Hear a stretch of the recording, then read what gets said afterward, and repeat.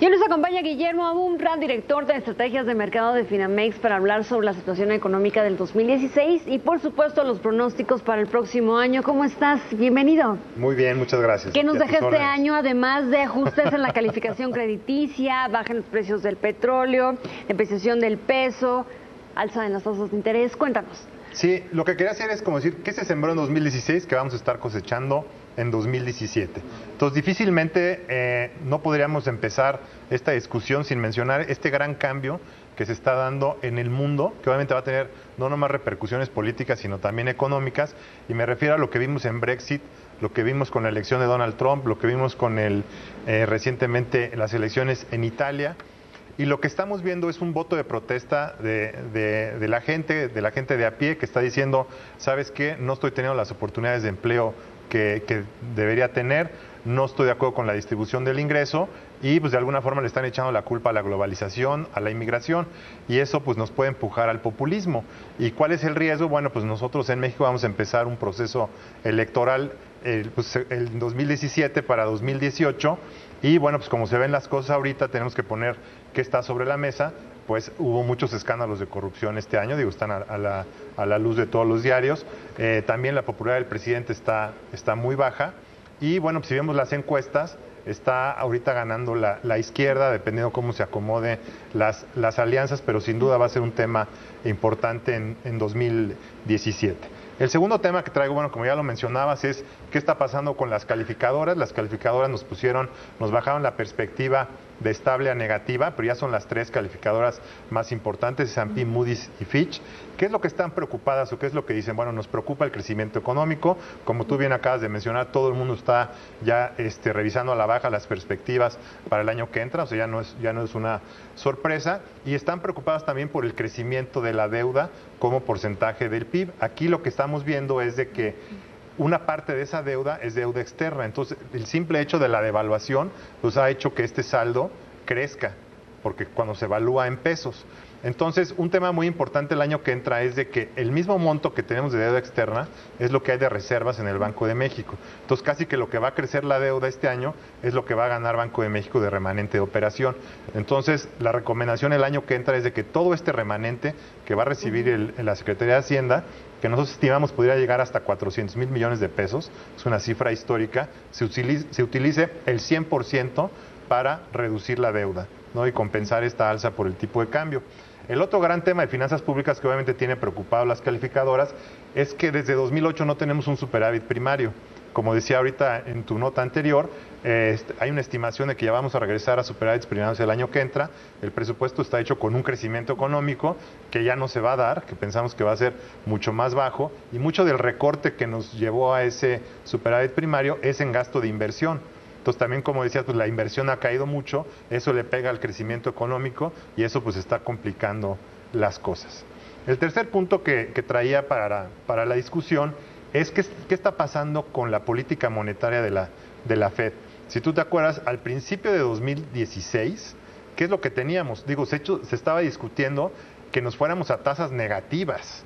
No había crecimiento económico, que China a lo mejor sí iba a tener una desaceleración muy acelerada, los precios del petróleo estaban en $20, y hoy estamos discutiendo ya totalmente lo contrario, los precios del petróleo arriba de 50, se está discutiendo 3 alzas de tasas de la Fed para el año que entra, y eso ¿qué implicaría?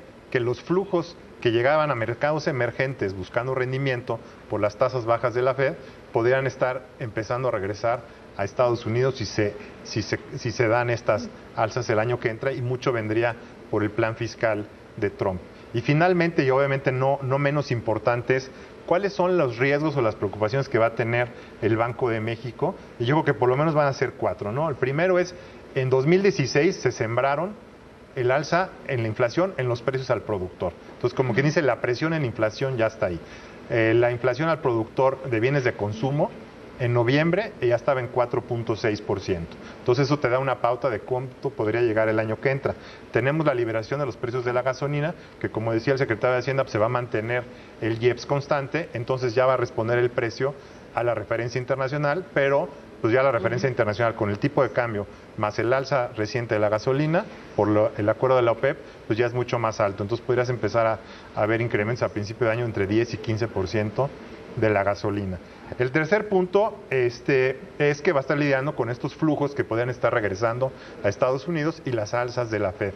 Entonces vamos a necesitar más alzas en México y finalmente pues la renuncia de Agustín Carstens, el gobernador que ha dado confianza a que este proceso inflacionario se haya mantenido en los bienes, en las mercancías y no en los servicios, pero pues con las complicaciones que vemos el año que entra, pues no podemos arriesgarnos a que el nombramiento del gobernador pudiera llegar a perderse la confianza que hay en la institución y definitivamente nombrar un gobernador que no le tiemble la mano si es necesario subir las tasas el próximo año. Guillermo, hay algunas, por decirlo, trabas al crecimiento económico de México que podrían corresponder a factores internacionales.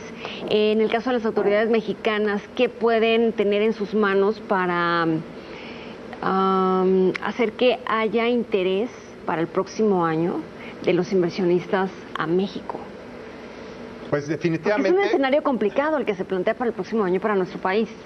Es que fíjate, de entrada, el crecimiento que estamos teniendo ahorita está desbalanceado porque está creciendo el consumo privado y ese consumo privado está creciendo más arriba que lo que está creciendo la economía. Entonces, al pasar eso, nos endeudamos porque el déficit en cuenta corriente crece. Si consumes más de lo que generas, alguien te tiene que prestar. Entonces, ese es un problema que se llama el déficit de cuenta corriente, que está creciendo y hay que financiarlo. Entonces, si no subimos las tasas de interés para frenar el consumo, entonces vamos a tener mayor depreciación del tipo de cambio, como que ya nos atoramos ahí. Entonces nosotros estamos viendo que el año que entra vamos a tener que subir las tasas para frenar el consumo. Entonces va a ser muy difícil impulsar el crecimiento por el lado del consumo. Por el otro lado, la inversión todo este año no está creciendo por la incertidumbre que generó todo lo que está diciendo Donald Trump contra el Tratado de Libre Comercio. Entonces va a ser muy difícil que cambie repentinamente si no se negocia rápido con Donald Trump en qué va a acabar para que ya la gente tenga certeza de hacia dónde vamos y obviamente Estados Unidos se beneficie al final de que vea las ventajas que tiene México. El otro problema son los recortes al gasto, que están más orientados a inversión que a consumo. Entonces eso tampoco es muy positivo para el crecimiento económico. Entonces realmente lo que nos queda es yo creo que una negociación rápida ya con Estados Unidos, que se quite la incertidumbre con respecto a las incógnitas que hay con el Tratado de Libre Comercio e impulsar definitivamente la inversión privada. Y tomar decisiones bien pensadas. Guillermo, muchas gracias. Como siempre, gracias a ti. Como siempre, un gusto tenerte. Muy buenas tardes. Guillermo Abumrad, director de estrategias de mercado de Finamex. Muy buenas tardes. Gracias.